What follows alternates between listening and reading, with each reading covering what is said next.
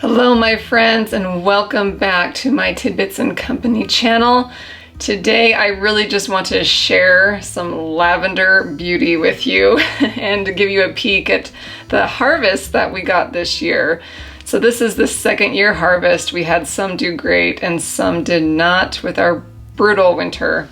However, we were able to really enjoy a pretty good crop of lavender this year. We really enjoyed a beautiful morning in July where we all went down together and clipped this crop of lavender. There's just nothing quite as therapeutic. The beautiful morning air and the smell of the lavender, the hum of the bees, just being together as a family. It was very enjoyable. We each had a little part to do and really enjoyed this special morning for us. It just feels very symbolic. And if you're new here, I'll kind of fill you in on what we hope this will become and where we've started. So we have a good 3 or 4 acres on our land. We have 15 acres total, but we want a good chunk of it to be a lavender farm. And this is definitely going to take some time.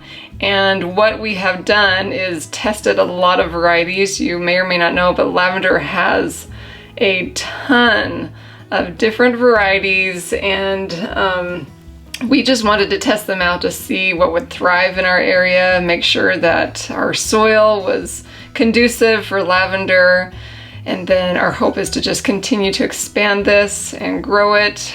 My sweet Hubs, he used to have, a typical 9-to-5 desk job, and he just was not happy there.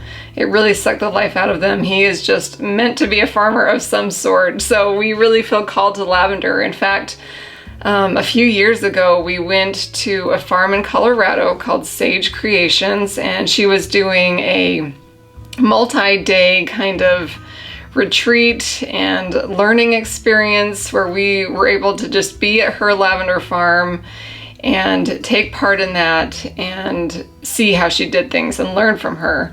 And since then, we have just had this fire in our souls to want to become a lavender farmer in our area. The Rocky Mountains are actually very conducive towards lavender. We have not as much moisture as other parts of the world, and lavender likes that. We have sandy soil, and lavender loves that. So we did feel like it did pretty good this year. This is our second year. Our first year was just all about if there was any lavender growth, we would cut it down quickly so that the focus of the plant could go to the plant, the roots itself.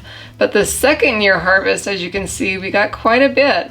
And we have learned that it actually will take at least 3 years to get a full harvest off of a healthy plant. So we're looking forward to next year being even better. Of course, we need to replace some plants and start over. We want to learn how to propagate lavender and play around with that so that we can create our own cultivars. And anyway, it's just going to be a fun experiment.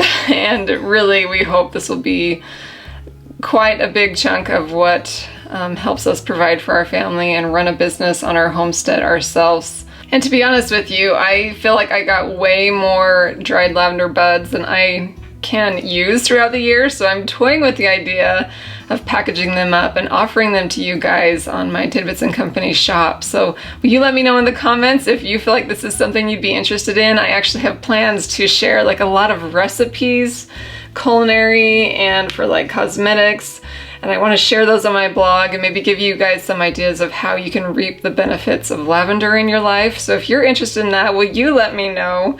Anyway, I hope you enjoyed just seeing a sneak peek of what we're doing here in July and what's kind of kept us busy.